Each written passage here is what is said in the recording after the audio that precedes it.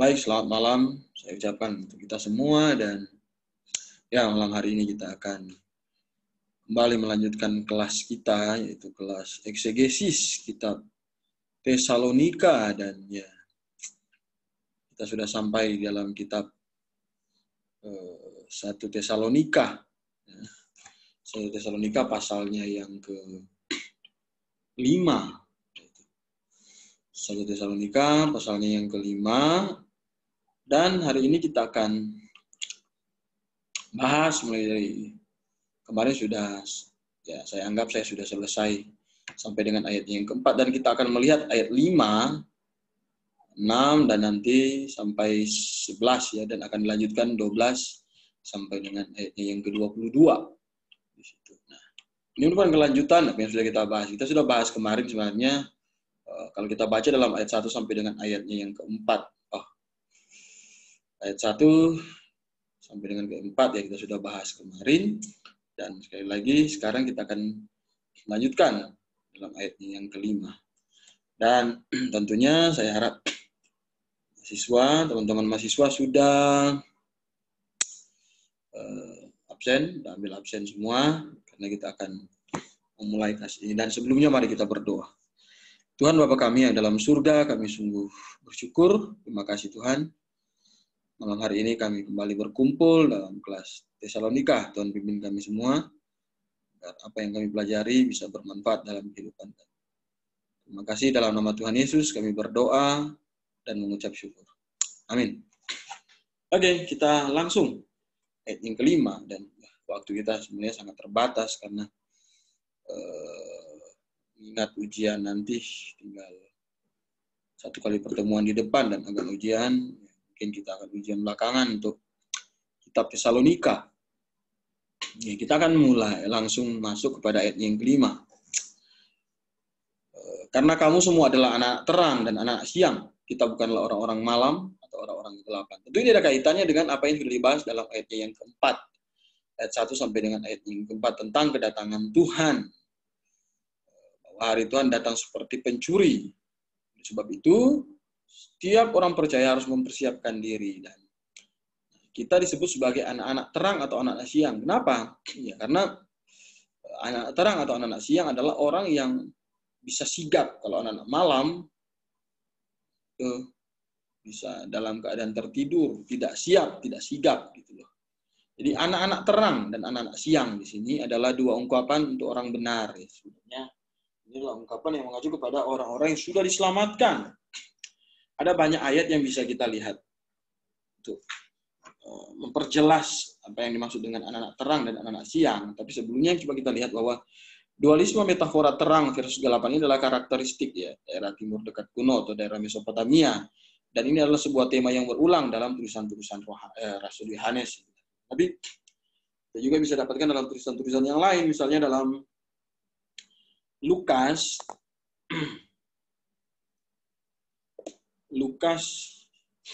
pasalnya yang ke-16 ayat 8. Kita buka Lukas 16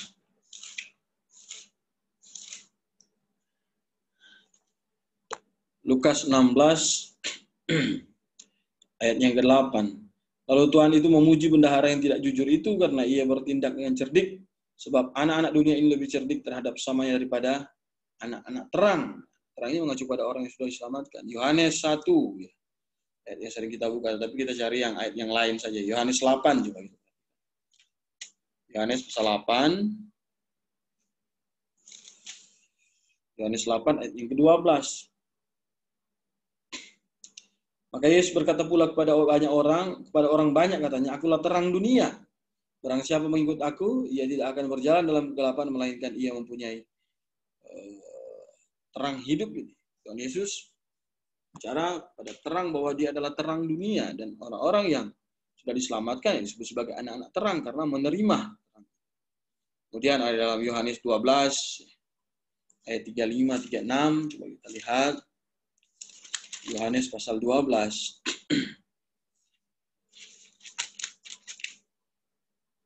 Ayat 35 dan ayatnya yang ke-36. Kata Yesus pada mereka, hanya sedikit waktu lagi, terang ada di antara kamu. Siapa itu? Yesus. Selama terang itu ada padamu, percayalah kepadanya. supaya kegelapan jangan menguasai kamu. Barang siapa berjalan dalam kegelapan, ia tidak tahu kemana ia pergi. Percayalah kepada terang, selama terang itu ada padamu, supaya kamu menjadi anak-anak terang. Jadi terang adalah orang yang menerima terang itu. Siapa terang itu? Tuhan Yesus. Dan masih banyak sekali yang lain ya. Anda bisa catat. Misalnya dalam Efesus 5 ayat 8, 1 Yohanes 1 ayat 5 dan 7, kemudian 1 Yohanes 2 ayat 8 sampai 10, dan banyak ayat yang lain lagi bicara tentang prinsip anak-anak terang. Jadi anak terang itu adalah orang-orang yang selamatkan, orang yang imannya siap. Sedangkan anak gelapan adalah kontras dari anak terang. Ayat 6 dikatakan, sebab itu baiklah jangan kita tidur seperti orang lain, tetapi berjaga-jaga dan sadar. Janganlah kita tidur. Itu adalah kata yang berbeda, atau pengertian yang berbeda dengan pasal 4 ayat 13 yang sudah kita pernah buka. Ini sering digunakan dalam perjanjian baru untuk penyamarataan moral. Ya. Misalnya coba kita lihat dalam Markus, Efesus 5 ayat 14. Efesus 5 ayat yang ke-14.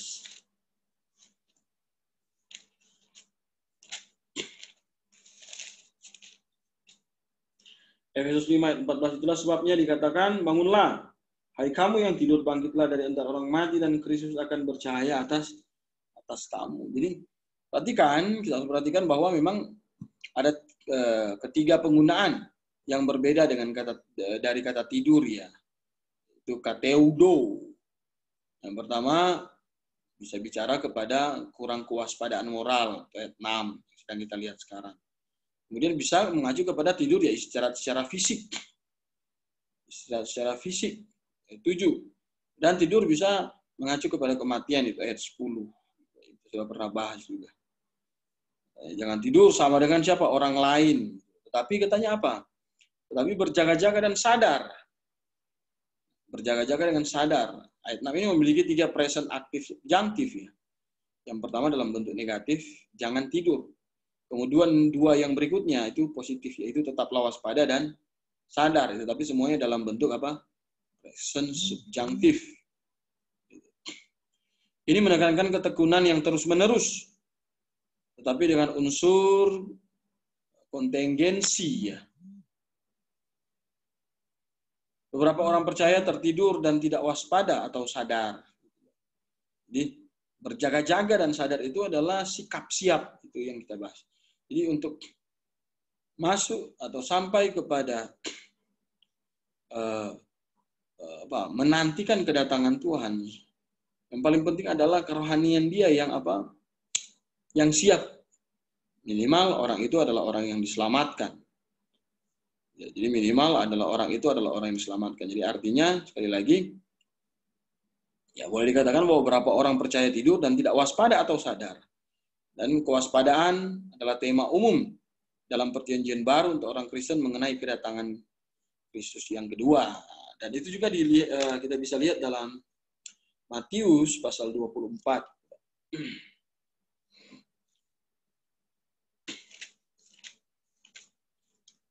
Matius 24 ayat 42. Matius 24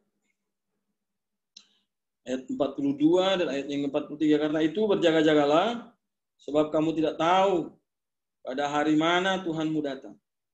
Tetapi ketahuilah ini, jika tuan rumahmu tahu pada waktu mana pada malam hari pencuri akan datang, sudahlah pasti ia akan berjaga-jaga dan tidak akan membiarkan rumahnya dibongkar. Misalnya dalam Matius 24, 42, 43, kemudian Matius 25 ayat 13 juga. Matius 25 ayat 13. Karena itu berjaga-jagalah, sebab kamu tidak tahu akan hari maupun akan saatnya. Jadi baik waspada maupun sadar itu biasanya digunakan secara metaforis ya. Dan sadar dalam ayat 6 dan 8 digunakan untuk kewaspadaan mental dan pengendalian diri. Ada berapa ayat yang bisa Anda tandai, bisa catat. 2 Timotius 4 ayat 5, kita tidak punya waktu lagi untuk buka-buka ayat itu, mungkin kita harus menyelesaikan pasal 5 ini dalam sesi ini pada hari ini juga. 1 Petrus 1 ayat 13, 1 Petrus 4 ayat 7, 1 Petrus 5 ayat yang ke-8. Jadi kita jangan tidur katanya untuk menanti kedatangan Tuhan. Kita jangan tidur, artinya rohanian kita harus siap. Kita adalah orang yang sadar, berjaga-jaga, waspada, seterusnya. Ayatnya yang ke-7, sebab mereka yang tidur waktu malam, dan mereka yang mabuk waktu malam. Jadi tidur dan mabuk merupakan kebiasaan dilakukan pada malam hari. Karena itu, hal-hal tersebut tidak berpeluang ada di dalam kehidupan anak-anak siang, yang merupakan kontras dari malam. Ayat 8. Nah, tetapi kita yang adalah orang-orang siang, baiklah kita sadar, berbaju sirahkan iman, dan kasih, dan berketopongkan pengharapan keselamatan. Jadi kita harus berbaju sirahkan iman. Ini juga analogi seperti ini juga pernah keluar dalam kitab Efesus, ya. Berketopongkan keselamatan, berikat pinggangkan kebenaran. Tapi ini ya disebut 3 unsur, yaitu berbaju sirahkan iman, kemudian dan kasih, dan berketopongkan pengharapan keselamatan. Berbaju sirahkan iman merupakan sebuah auris middle, ya, yang bisa dibaca setelah sekali untuk semua diri kita mengenakan. Jadi itu kalau pengertian literalnya. Jadi sekali untuk mengenakan apa? Iman. Penggunaan ini sangat mirip dengan Roma pasalnya yang ke-13. Coba kita lihat. Roma 13 ayat 12. Roma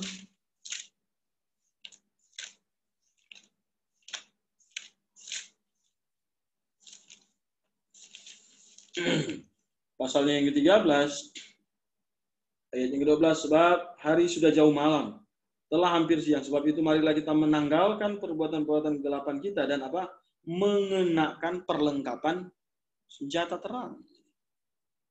Mengenakan, kata yang sama dengan berbaju sirahkan. Kemudian kita bisa lihat juga dalam Efesus 6 ayat 11-14, ayat yang terkenal, apalagi Gits, ini ada hafalan ini. Dan Paulus sering membicarakan perlengkapan rohani dengan memakai istilah-istilah tentara, ya. Anda bisa lihat dalam 2 Korintus 6 ayat 7 juga ada. 2 Korintus 6 ayat 7, dalam pemberitaan kebenaran dan kekuasaan Allah dengan menggunakan senjata-senjata keadilan untuk menyerang ataupun untuk membela. Kemudian 2 Korintus 10 ayat 4, karena senjata kami dalam perjuangan bukanlah senjata duniawi, melainkan senjata yang diperlengkapi dengan kuasa Allah, dan seterusnya. Paulus sering memakai itu. Kemudian yang kedua katanya pengharapan keselamatan. Ini berbicara kepada penantian, ya. Orang yang berharap berarti menanti dengan sungguh-sungguh agar dilepaskan dari murka Allah. Itu namanya pengharapan keselamatan. Dan dimaksudkan untuk kemuliaan dan persekutuan abadi dengan Allah. Kemudian ayat 9.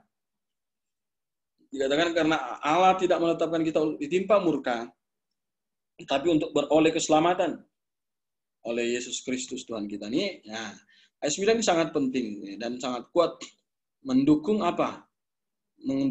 mengapa orang percaya tidak mungkin mengalami masa tribulasi. Oleh sebab itu, kenapa kita percaya bahwa pengangkatan itu akan terjadi pada pra-tribulasi atau pre-trib? Karena ayat yang ke-9 dikatakan bahwa kita tidak ditetapkan. Orang yang sudah diselamatkan itu tidak ditetapkan untuk ditimpa murka Allah.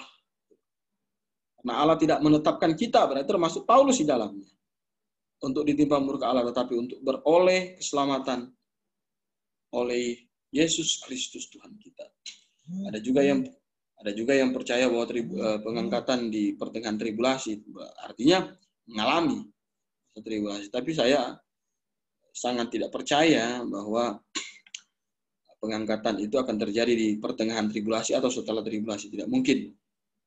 Sangat percaya, apalagi lewat dasar ayat ini, bahwa Tuhan tidak menetapkan orang percaya untuk ditimpa murka. Dan tribulasi itu adalah masa penghukuman walaupun di dunia. Bagian dari murka Allah. Jadi tidak mungkin Tuhan menetapkan orang percaya untuk mengalami masa tribulasi. Sebab itu sebelum masa tribulasi sudah diangkat terlebih dahulu, sehingga kita kenal dengan istilah pre-trib atau pra-tribulation atau pengangkatan sebelum masa tribulasi. Kemudian ayat yang ke-10, yang sudah mati untuk kita, supaya entah kita berjaga-jaga, entah kita tidur, kita hidup bersama-sama dengan Dia. Yang sudah mati untuk kita. Ini adalah satu pesan pesan teologis mengenai korban penebusan yang dilakukan oleh Tuhan Yesus Kristus. Kita bisa baca dalam Yesaya 53, 2 Korintus 5 ayat 21, juga kita lihat 2 Korintus 5 ayatnya yang ke-21. Dia yang tidak mengenal dosa telah dibuatnya menjadi dosa karena kita, supaya dalam Dia kita dibenarkan oleh Allah. Sebab dalam Dia, katanya apa? Kita dibenarkan oleh Allah. Ini konsep penebusan adalah konsep yang harus sangat dimengerti oleh orang Kristen. Adalah cara bagaimana Tuhan menyediakan jalan keselamatan bagi manusia. Kita sudah paham, amal, ibadah, perbuatan baik tidak mungkin menyelamatkan manusia, hanya satu cara, yaitu penebusan. Tuhan Yesus mati di atas kayu salib menebus dosa-dosa manusia. Katanya apa? Kita hidup bersama-sama dengan Dia. Hidup bersama-sama dengan Dia dalam satu tempat yang sudah disediakan oleh Tuhan, yaitu surga. Surga adalah tempat yang pasti. Yohanes 14 ayat 2 sampai 3. Tapi yang terutama adalah bersama-sama dengan Kristus. Surga seperti keselamatan. Dan ini bicara kepada pribadi. Kemudian ayat yang ke-11, karena itu nasihatilah seorang akan yang lain dan saling membangunlah kamu yang memang kamu tahu. Jadi nasihatilah seorang yang akan lain. Ini adalah present aktif imperatif. Artinya kuatkanlah. Adalah akar kata yang sama dengan apa? Parakletos, nasihati. Memberikan nasihat satu dengan yang lain. Dan itu harus terjadi bagi semua orang Kristen. Apalagi dalam Jumat lokal. Kenapa Jumat lokal harus berkumpul? Kenapa harus ada persekutuan? Disitulah kita bertemu dengan orang-orang yang mengerti seperti apa hidup dalam Tuhan. Ketika kita punya masalah pergumulan, kita bisa saling menasihati. Kemudian selain saling menasihati, apa lagi? Saling membangunlah kamu. Dalam bentuk present aktif, imperatif juga. Ini bicara kepada harapan kedatangan balik Kristus dan surga, harus motivasi kita untuk melayani dengan yang lain. Jadi kita harus melakukan. Kemudian, bagian terakhir dari pasalnya yang kelima, yaitu terdapat di dalam ayat 12 sampai dengan ayatnya yang ke-22. Ayat 12 sampai dengan ayat 22. Ayat 12, kita lihat. Dikatakan, kami meminta kepadamu, saudara-saudara, supaya kamu menghormati mereka yang bekerja keras di antara kamu, yang memimpin kamu dalam Tuhan, dan yang menegur kamu. Jadi katanya, ini ayat yang sangat baik dan menjelaskan bahwa ya memang bukan hamba Tuhan, bukan gila hormat, tetapi layak untuk dihormati. Jadi, orang yang melayani Tuhan, itu pun dihormati Bapa. Kalau kita baca dalam Injil Yohanes, apalagi manusia gitu lah, harusnya menaruh hormat kepada orang-orang yang berjerih payah dalam pelayanan, yang mengajar, yang memimpin dan seterusnya. Tapi bukan berarti orang pelayan Tuhan harus gila hormat. Tapi ini adalah hal yang normal. Karena apa? Karena kita memberitakan sesuatu yang kaitannya dengan apa? Jiwa kita. Sesuatu yang kaitannya dengan kerohanian kita, dengan kekekalan kita. Kita harus menghormati. Menghormati dari kata eido, berarti menghargai atau mengenal. Jadi menunjukkan rasa hormat kepada orang. Atau secara literal sebenarnya diartikan untuk mengakui, dinilai, atau tahu dinilai. Melihat. Nilai apa yang harus kita taruh kepada orang-orang yang memberitakan firman. Orang percaya harus merespon dengan tepat dan hormat terhadap kepemimpinan yang dipanggil oleh Allah. Itu jelas. Coba kita lihat dalam 1 Korintus pasal 16. Ayat yang ke-18. 1 Korintus pasal 16. Ayat 18. Karena mereka menyegarkan rohku dan roh kamu, hargailah orang-orang yang demikian. Siapa itu ya? Ngajak. Orang yang melayani kita. Orang yang memberitakan Injil, yang membawa kabar baik. Filipi 2 ayat 29. Filipi pasal yang kedua. Ayat yang ke-29. Jadi sambutlah dia di dalam Tuhan dengan segala sukacita dan hormatilah orang-orang seperti dia. Siapa itu? Epafroditus. Jadi, akan melayani. Kemudian 1 Timotius 5 ayat 17 juga ini ayat yang sangat terkenal.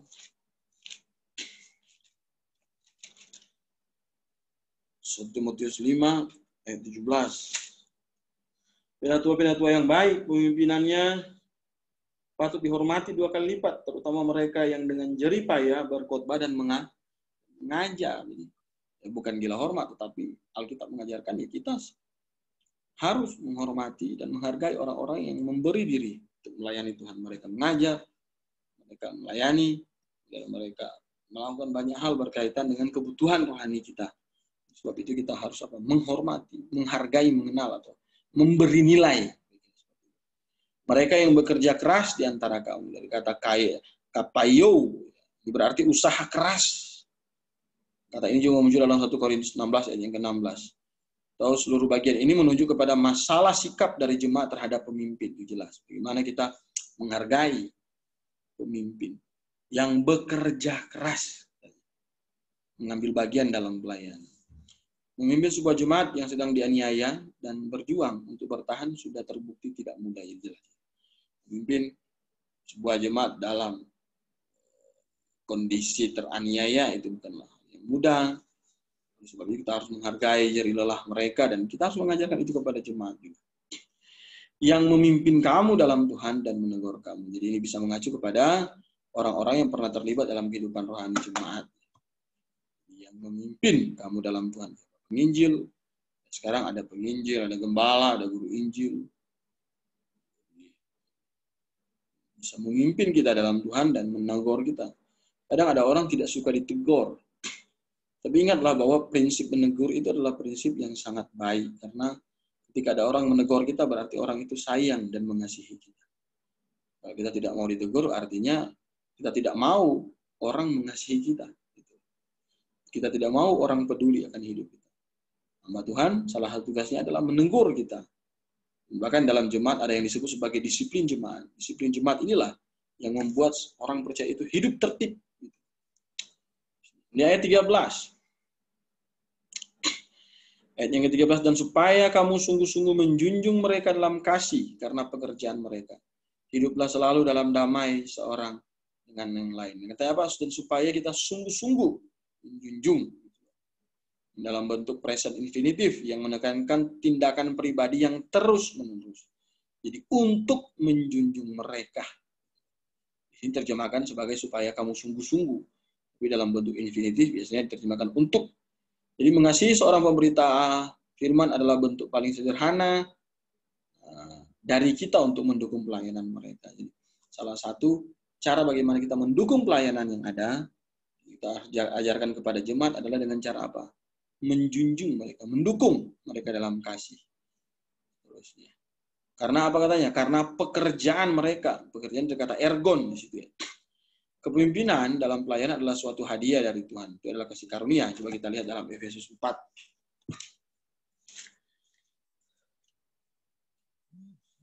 Efesus pasalnya yang keempat. Ayat 11, dan ialah yang memberikan apa katanya? Rasul-rasul maupun nabi-nabi, pemberita-pemberita maupun gembala, pengajar. Jadi ini dikaruniakan oleh Tuhan. Harus lihat pekerjaan mereka. Ketika dia memberikan tugas, ia menghormati tugas tersebut. Belum tentu orang yang menerimanya. Dan itu banyak terjadi dalam kehidupan pelayan. Tetapi kita sebagai calon pelayan Tuhan harus dewasa melihat ini. Mungkin tidak semua orang akan mendengar kita. Mungkin ada orang yang akan meremehkan pelayanan kita. Tapi ingatlah bahwa semua nilai dari setiap pelayanan kita akan dihitung oleh Tuhan. Oleh sebab itu kita hanya cukup melakukan apa yang perlu kita lakukan dalam pelayanan. Dan istilah bekerja yaitu ergon dalam ayat 13 berbeda ya, ayat 12. Pemimpin-pemimpin yang bekerja keras mungkin telah dibandingkan dengan mereka yang menolak bekerja. Harus mengajarkan prinsip-prinsip ini. Dan inilah prinsip hamba Tuhan. Inilah prinsip yang baik mengenai dengan hamba Tuhan. Hiduplah selalu dalam damai seorang dengan yang lain. Present ya, juga dalam present aktif. Artinya harus dilakukan secara terus-menerus. Jangan cuma pada saat-saat tertentu kita mau damai dengan orang lain. Tidak. Kita harus melakukan ini sebagai tindakan yang akhirnya menjadikan itu sebagai gaya hidup. habit kita. Bahwa kita adalah orang yang suka damai karena kita adalah orang yang sudah diselamatkan.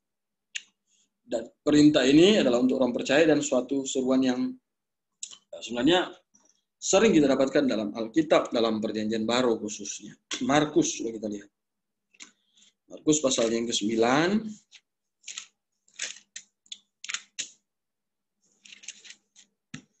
Markus 9 ayatnya yang ke-50.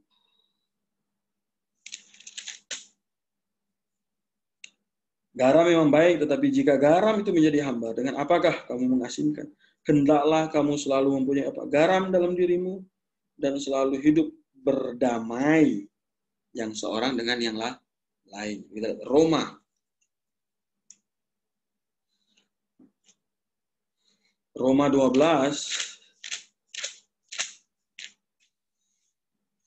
12 ayat 18. Sedapat-dapatnya, kalau hal itu bergantung padamu, hiduplah dalam perdamaian dengan semua. 1 Korintus 2 Korintus 13 ayat 11. 2 Korintus 13 ayat 11. Akhirnya saudara-saudaraku, bersukacitalah, usahakanlah dirimu supaya sempurna. Terimalah segala nasihatku, sehati sepikir, dan hiduplah dalam damai sejahtera dan seterusnya. Jadi, salah satu karakteristik orang percaya bahwa hargai pekerjaan para pembawa firman, pelayanan-pelayan yang ada yang telah hidup damai dengan semua orang. Ayat 14. Ayat yang ke-14, kami juga menasihati kamu, saudara-saudara, tegurlah mereka yang hidup dengan tidak tertib. Jadi kalau kita sendiri sudah hidup tertib, damai dengan semua orang, maka kita punya tanggung jawab untuk menegur, memperhatikan mereka yang hidup dengan tidak tertib. Hiburlah mereka yang tawar hati, belalah mereka yang lemah, sabarlah terhadap semua orang. Jadi ternyata tugas ini tidak hanya kepada Tuhan, tetapi kepada semua orang percaya. Punya tanggung jawab yang sama untuk memperhatikan sesama orang percaya. Katakan bahwa tegurlah mereka yang hidup tidak tertib. Dari kata neuteteo. Gereja adalah tempat untuk saling berbagi satu dengan yang lain sebagai sesama anggota keluarga Allah. Itu penting. Salah satu bentuk perhatian kita kepada semua anggota jemaat adalah menegur jika ada yang salah. Ini kaitannya dengan disiplin jemaat. Dan kalau kita baca ya, dalam Ibrani pasalnya yang ke-10.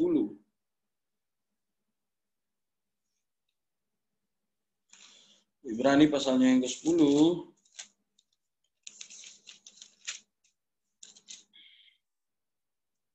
Ayat 5. Janganlah kita menjauhkan diri dari pertemuan ibadah kita, tetap yang seperti apa? Seperti yang dibiasakan oleh beberapa orang, tetapi marilah kita saling menasihati. Jadi ada persekutuan, kemudian di dalamnya akan apa? Saling menasihati, dan semakin giat melakukan menjelang hari Tuhan yang dekat.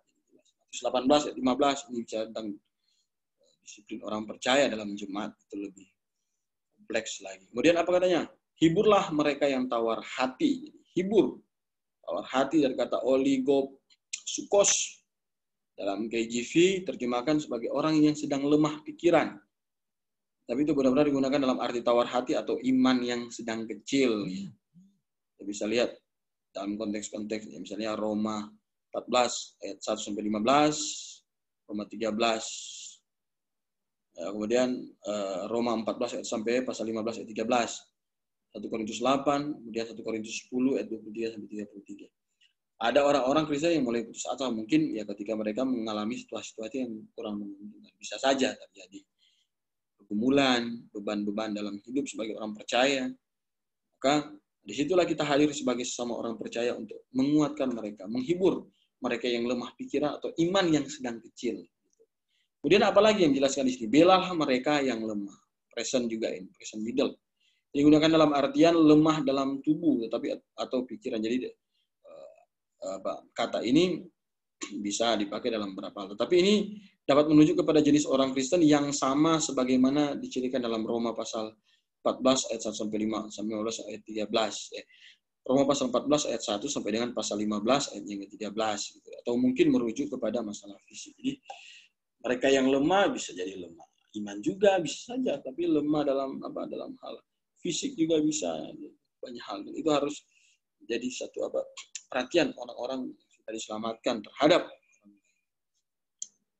Dan apalagi katanya sabarlah terhadap semua orang.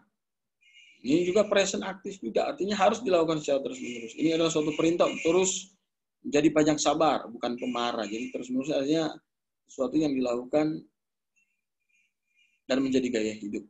Ini ditunjukkan baik pada pemimpin maupun pada jemaat. Coba kita buka dalam 1 Korintus 13. Ayat yang keempat.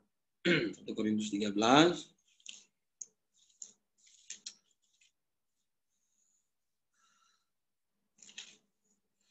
1 Korintus 13 ayat yang keempat, kasih itu sabar, kasih itu murah hati, ia tidak cemburu, ia tidak memegahkan diri dan tidak sombong. Kemudian Efesus 4 ayat 2.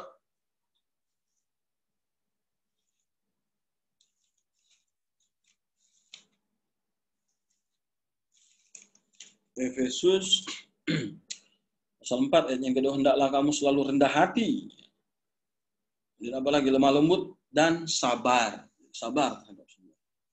Nah, dalam bahasa Yunani ada dua istilah terjemahkan kesabaran, yaitu yang pertama adalah makrotomia dan yang kedua adalah hupomone. Jadi kedua kata tersebut disebut bersama-sama dalam 2 Korintus 6 ayat 6. 2 Korintus 6 ayat yang ke-6.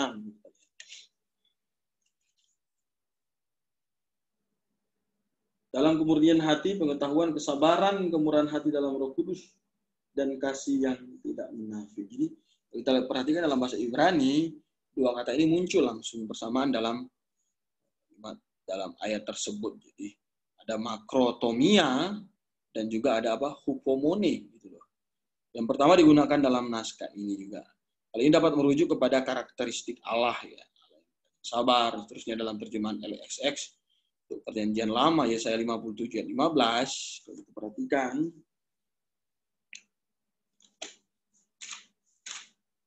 Yesaya 57 ayat 15, sebab beginilah firman yang maha tinggi dan yang maha mulia, yang bersemayam untuk selama-lamanya dan yang maha kudus namanya.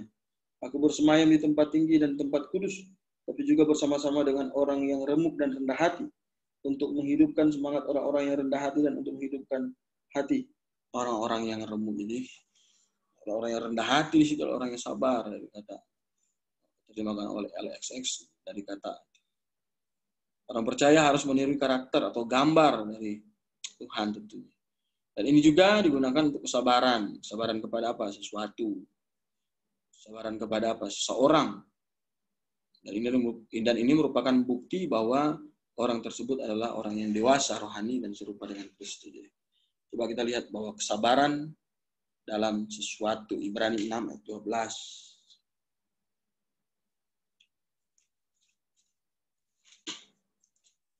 Ibrani pasal yang ke-6 ayat 12. Agar kamu jangan menjadi lamban, tetapi menjadi penurut mereka yang oleh iman dan kesabaran mendapat bagi penurut mereka yang apa katanya? Oleh iman dan kesabaran di situ. Jadi sesuatu. Kemudian sabar terhadap seorang. 1 Korintus 13 ayat 1 ya, kita sudah sering baca. 1 Tesalonika 5 ayat yang ke-14. Yakobus 5 ayat 10 coba kita lihat. Yakobus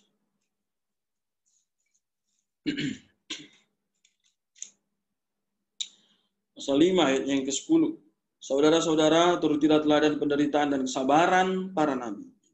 Mengacu kepada seorang, dan ini contohnya adalah nabi yang telah berbicara demi nama Tuhan. Orang percaya dituntut untuk sabar. Ayat 15, perhatikanlah supaya jangan ada orang yang membalas jahat dengan jahat, tapi usahakanlah senantiasa yang baik terhadap kamu masing-masing dan terhadap semua orang. Jadi, supaya jangan ada orang yang membalas jahat dengan jahat. Present juga artinya secara terus-menerus. Orang percaya harus merespon secara berbeda daripada orang-orang yang tidak percaya. Terus jelas artinya tindakan orang percaya harus berbeda dengan tindakan orang yang tidak percaya. Respon orang percaya harus berbeda dengan respon orang yang tidak percaya. Orang percaya harus bertindak dalam kasih, tidak bereaksi dalam kemarahan. Situasi sulit dan tidak adil justru sering merupakan kesempatan bersaksi yang paling efektif. Kita harus menjadi beda. Kalau kita sama-sama dengan orang yang jahat, bagaimana kita bisa menginjil orang jahat? Jadi bagaimana kita harus membalas kejahatan itu dengan kebaikan. 1 Petrus 3 ayat 9. Kita tidak bisa buka ayat semua karena waktu kita sangat sempit ya. 1 Petrus pasal 3 ayat 9. Dan janganlah membalas kejahatan dengan kejahatan atau caci maki dengan caci maki. Tapi sebaliknya hendaklah kamu memberkati. Karena untuk itulah kamu dipanggil, yaitu memperoleh berkat. Tidak boleh membalas kejahatan dengan kejahatan. Keinginan untuk membalas dendam tidak beroleh tempat dalam kehidupan orang percaya. Sebab Tuhan dengan jelas melarang. Kita tidak boleh membalas dendam. Matius 5 ayat 3. Matius 5 ayatnya yang ke-43. Kamu telah mendengar firman, kasihilah sama manusia dan bencilah musuhmu. Ayat 44 katakan, tapi aku berkata kepadamu, kasihilah musuhmu dan berdoalah bagi mereka yang menganiaya kamu. Kan dalam frasa selanjutnya dikatakan, tetapi usahakanlah senantiasa yang baik. Yaitu kalau kita terjemahkan secara rafiah, terus mengejar yang baik. Istilah baik itu adalah agathos ya. Kata agathos yang biasanya menekankan tentang kebaikan, kualitas moral seseorang. Kemudian ayatnya yang ke-16 bersukacitalah senantiasa. Pantote kairete. Kara dari bersukacita. Present aktif juga ini adalah tema. Biasanya banyak dalam kitab Filipi. Anda bisa lihat dalam Filipi 18, 3 ayat 1, 4 ayat 4, dan 4 ayat 10. Dan ini adalah pandangan dunia yang dasarkan pada hubungan kita dengan Kristus. Dan hubungan perjanjian kita dengan orang Kristen lain, bukan pada keadaan. Jadi artinya bersukacita adalah tindakan timbal balik bagi orang-orang yang sudah diselamatkan. Harus tetap bersukacita. Senantiasa artinya harus dilakukan secara terus-menerus. Kemudian apalagi? Kenapa orang Kristen harus bersukacita? Ya, karena dia punya satu keyakinan tentang keselamatan. Dia punya keyakinan tentang keselamatan. Oleh sebab itu orang-orang yang seperti ini harus punya sukacita yang berbeda dengan orang dunia. Kalau orang dunia bisa bergembira dengan hartanya, tapi semuanya itu tidak mungkin dibawa mati. Apalagi kalau dia tidak percaya Tuhan Yesus. Tapi kita bersukacita karena kita punya kepastian keselamatan. Kemudian apalagi ayatnya yang ke-17 katakan tetaplah berdoa. Ini merujuk kepada doa sebagai gaya hidup ya. Artinya hal yang tidak mungkin ditinggalkan oleh orang percaya karena doa adalah satu-satunya bagaimana cara kita berkomunikasi dengan Tuhan. Atau persekutuan dengan Allah dari waktu ke waktu. Sudah lihat mana Paulus dalam kehidupan doanya pasal pertama ayatnya yang ketiga berdoa untuk jemaat, pasal 2 ayatnya yang ke-13 juga. Dan Paulus merasakan bahwa kebutuhan untuk berdoa dan percaya bahwa itu hal yang mempengaruhi dalam pelayanannya. Jadi Paulus percaya bahwa kuasa doa itu luar biasa dalam pelayanan. Efesus 6 juga gitu.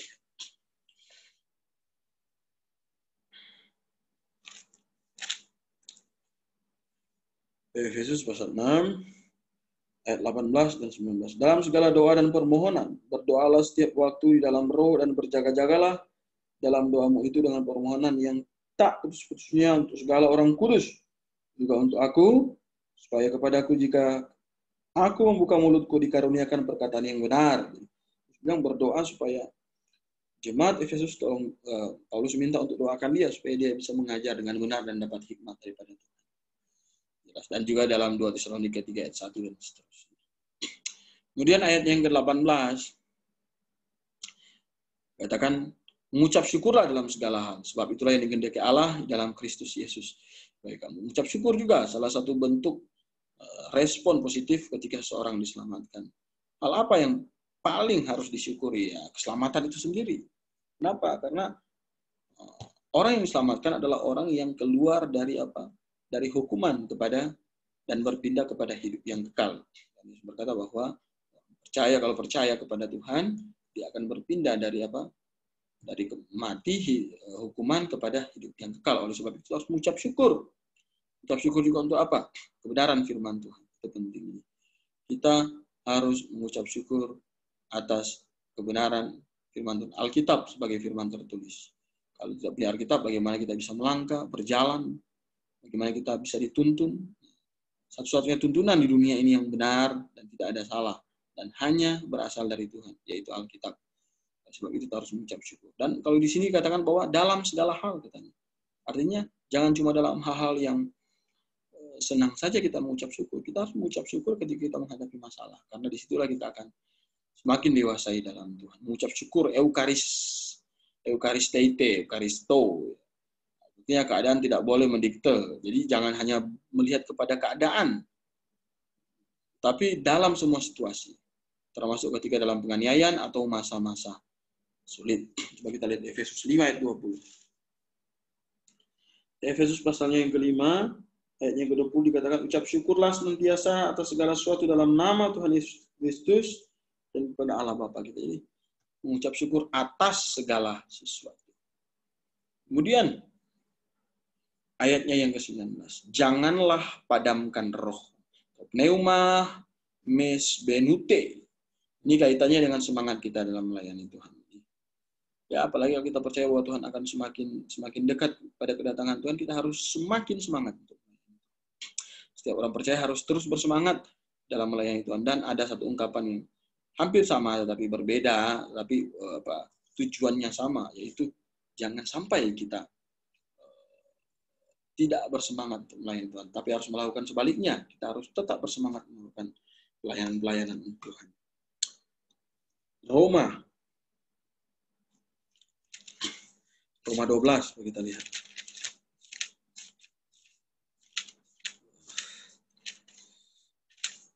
Ayat 11. Janganlah hendaknya kerajinanmu kendor, biarlah apa katanya, rohmu menyala-nyala dan layanilah. Biarlah kita tetap semangat melayani Tuhan, karena inilah yang Tuhan inginkan dalam kehidupan kita. Semangat. Kita sudah diselamatkan, ya kita harus semangat melayani. Tuhan yang menyelamatkan kita. Kemudian ayatnya yang ke-20, dan janganlah anggap rendah nubuat-nubuatnya. Tentu jelas, dalam konteks Alkitab, belum selesai ditulis, ini adalah karunia khusus, atau wahyu khusus. Ya. Artinya, pada waktu itu ya nubuat-nubuatan, karunia nubuat langsung disampaikan oleh para rasul. Tapi sekarang, nubuat-nubuat itu tertulis dalam Alkitab. Maka kita harus percaya dan jangan anggap rendah hal-hal yang tertulis dalam Alkitab. Ya. Banyak orang sekarang lebih suka tradisi daripada Alkitab. Lebih mementingkan tradisi daripada Alkitab. Padahal Tuhan berkata bahwa yang paling penting dari semua yang ada adalah Alkitab. Pedang roh bermata dua. Kemudian yang mampu menuntun hidup, yang bisa mengubah hidup kita, yaitu firman Tuhan.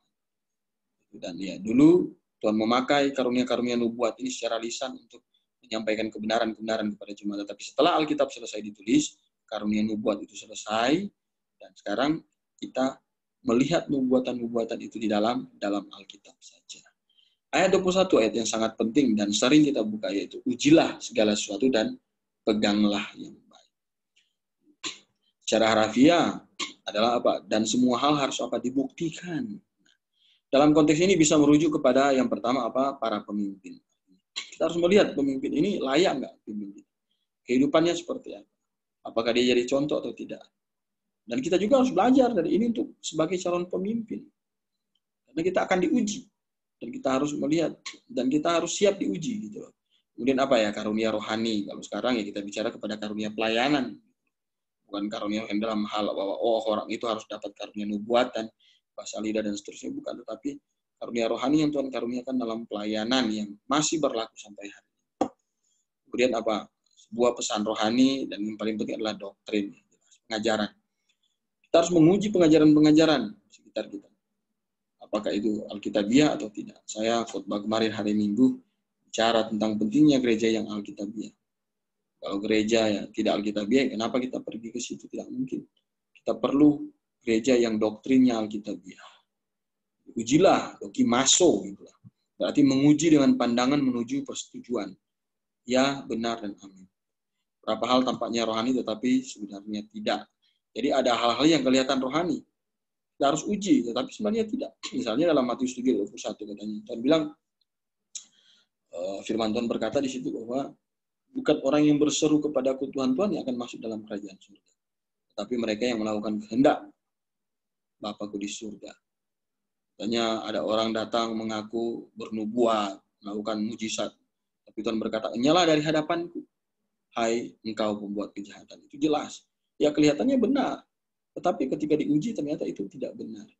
Sebab itu sekarang ada orang-orang yang mengaku, oh dia dapat karunia nabi, karunia rasul, itu semua salah, bohong. Dan mereka berusaha manipulasi Alkitab dan supaya banyak pengikut. Ini orang-orang yang berbohong dan tidak tunduk kepada firman. Karunia melakukan mujizat, karunia bernubuat itu hanya dimiliki oleh rasul dan orang-orang yang hidup sebelum Alkitab selesai ditulis. Sekarang kita bicara kepada nubuat, ya kita lihat langsung dalam Alkitab. Dan bagaimana? Oh kan sekarang ada mujizat. Ya mujizat masih ada, tapi tidak ada orang yang bisa mengklaim bahwa dia bisa melakukan karunia mujizat. Mujizat dari Tuhan, jika orang berdoa, Tuhan izinkan dia sembuh, dia sehat dan seterusnya. Itulah mujizat Tuhan. Dan tidak ada orang yang bisa mengklaim dia dapat karunia khusus. Seperti itu. Karena itu ada karunia kerasulan. Kalau kita baca dalam 2 Korintus 12 ayat yang kedua.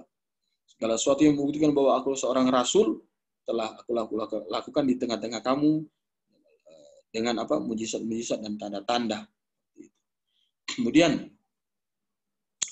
ayat 22 katanya jauhkanlah dirimu dari segala jenis kejahatan. Jelas ya. Segala jenis kejahatan, eidos itu dari jenis. Dalam sering dipakai dalam konteks apa papirus zaman Yunani Romawi sering dipakai dengan arti apa golongan, macam itu jenis. Seringkali terlihat bahwa sekalipun yang baik adalah dalam bentuk tunggal. Kejahatan katanya memakai banyak bentuk yang berbeda. Susunan kalimatnya mengingatkan kita pada Ayub 1 ayat 1, 8, dan ayat 2, ayat yang ketiga Anda bisa baca. Oke, kemudian, ya maaf, ini yang paling terakhir ya sebenarnya. Ayat 23 sampai dengan ayatnya. Ayat 23.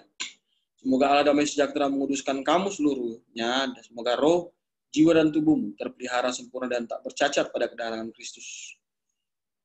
Pada kedatangan Yesus Kristus Tuhan kita. Semoga Allah damai sejahtera. Theos eirene adalah sebuah sebutan sifat Tuhan yang sumber kedamaian. Frase umum dalam penutupan surat Rasul yang Anda bisa lihat frase-frase ini dalam tulisan Rasul Paulus Roma 15 ayat 33, 16 ayat 20, 2 Korintus 13 ayat 11 dan banyak sekali yang lain sebutan apa yang dideskripsikan untuk Tuhan yang begitu indah. Allah sebagai sumber damai. Kenapa? Menguduskan dan terpelihara.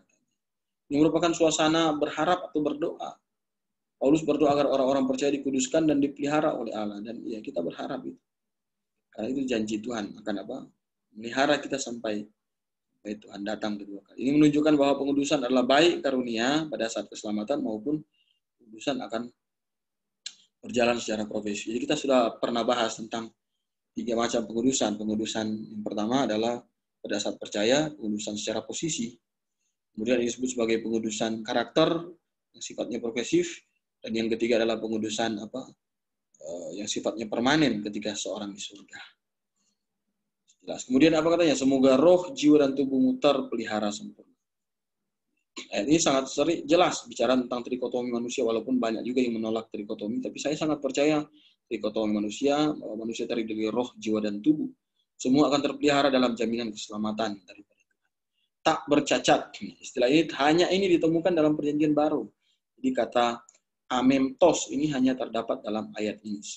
1 Korintus pasal yang kelima ayatnya yang ke-23. Tak bercacat. Ini berarti bebas dari kesalahan atau tuduhan. Ini bicara kepada keselamatan. Mungkin mencerminkan istilah PL tak bercacat yang berarti bebas dari cacat. Atau oleh karena itu tersedia untuk pengorbanan. Jadi kita disebut orang kudus karena Tuhan Yesus menguduskan kita. Pada kedatangan Kristus Yesus, Tuhan Yesus Kristus Tuhan kita. Kedatangan sini dari kata parousia di situ. Dan ini adalah salah satu fokus teologi yang bisa kita dapatkan berulang-ulang dalam kitab Tesalonika ya. 1 Tesalonika 1 ayat 10, 2 ayat 19, 3 ayat 13 itu tentang kedatangan Kristus yang kedua kali. Dan kita sudah sempat bahas pasal 4 juga kemarin. Ayat 24, ia yang memanggil kamu adalah setia, ia juga menggenapi. Ia yang memanggil kamu, ini berfungsi baik sebagai sebutan yang untuk Tuhan juga. Kalau tadi ada deskripsi bahwa Kristus adalah damai, Kristus to eirene, kemudian ada deskripsi yang kedua yang muncul di sini bahwa dia adalah setia. Sebagai karakteristik dari Tuhan. Kesetiaan adalah karakteristik sejati yang mendasar dari Tuhan. Dan ya, Tuhan adalah setia. Dia setia dalam setiap keputusannya.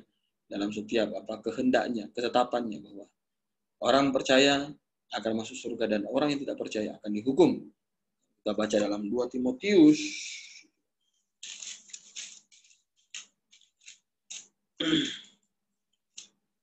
2 Timotius pasalnya yang kedua, dikatakan ayat yang ke-13, jika kita tidak setia, katanya dia tetap setia, karena dia tidak menyangkal dirinya. Kalau kita tidak setia, Tuhan tetap setia. Setia apa? Akan menghukum kita yang tidak setia. Jelas, karena itu Tuhan sudah bicarakan sejak awal bahwa orang yang tidak percaya akan dihukum. Doakanlah kami. Paulus merasakan sekali lagi kebutuhan doa dalam pelayanan, itu jelas. Doa yang bagaimana melepaskan kuasa Allah untuk pelayanan yang efektif. Allah yang berdaulat telah memilih untuk membatasi diri di beberapa bidang. Oleh sebab itu artinya kita perlu berdoa. Kita punya kehendak, kita punya hati nurani, dan kita pakai itu untuk berdoa kepada Tuhan. Betapa suatu tanggung jawab yang ditempatkan oleh dalam hal ini pada setiap kehidupan kita sebagai orang Kristen. Ayat 26, sampaikanlah salam kami kepada semua orang dengan cium kudus. Cium kudus. Artinya, enak dong cium-cium orang. Ya, enggak, ini adalah tradisi hari itu ya. Cium kudus juga tidak harus. Ini tidak bicara kepada sifat yang sensual, tapi sebagai ungkapan murni dari kasih sayang Kristen yang mendalam. Sehingga merupakan kebiasaan orang Kristen sampai ada juga yang mensalahgunakan atau salah artikan oleh orang-orang yang belum percaya, sehingga kebiasaan ini harus dihapus. Ya. Dan ini kebiasaan di Arab sana tentunya. Kalau kita ya cukup berjabat tangan. Ayat yang ke-27, demi nama Tuhan aku meminta dengan sangat kepadamu supaya surat ini dibacakan kepada semua saudara. Ayat ini ditujukan kepada para pemimpin. Surat-surat Paulus adalah untuk dibaca di muka umum pada jemaat Tesalonika tentunya. Dan kemudian akan diteruskan kepada jemaat-jemaat yang lain. Paulus memahami bahwa tulisan ini memiliki arti di luar latar belakang waktu aslinya. Itulah kuasa ilham Tuhan. Artinya walaupun ada keperluan khusus kepada jemaat Tesalonika, dan ini juga berguna dan bermanfaat kepada semua jemaat yang ada pada saat itu sampai pun pada jemaat yang ada sekarang. Kita lihat dalam Kolose pasal 4 ayat yang ke-16. Kolose pasal yang ke-4 ayat 16, bila mana surat ini telah dibacakan di antara kamu, usahakanlah supaya dibacakan juga kepada jemaat. Sebab itu tak percaya bahwa salah satu kenapa kitab Tesalonika Kolose itu masuk dalam kanon, diterima sebagai firman Tuhan, itu karena faktor jemaat yang ada pada saat Tuhan memakai jemaat untuk mengumpulkan surat-surat ini, akhirnya terkumpul dan masuk dalam kanon perjanjian baru. Itu salah satu faktor ya, faktor utama. Ayat 28, kasih karunia Yesus Kristus Tuhan kita menyertai kamu. Paulus mengakhiri suratnya sama dengan ketika ia mengawalinya, dengan sebuah doa memohon kasih karunia, yaitu kesinambungan perkenan Tuhan dalam kehidupan manusia. Perhatikan bahwa sang rasul menekankan keagungan Kristus dengan menyebutkan seluruh gelarnya. Yesus Kristus Tuhan kita. Oke, demikianlah kelas untuk pembahasan kita dalam kitab 1 Tesalonika kita sudah selesai, dan minggu depan kita akan masuk ke dalam kitab 2 Tesalonika. Dan di sini selamat malam. Tuhan Yesus memberkati kita semua.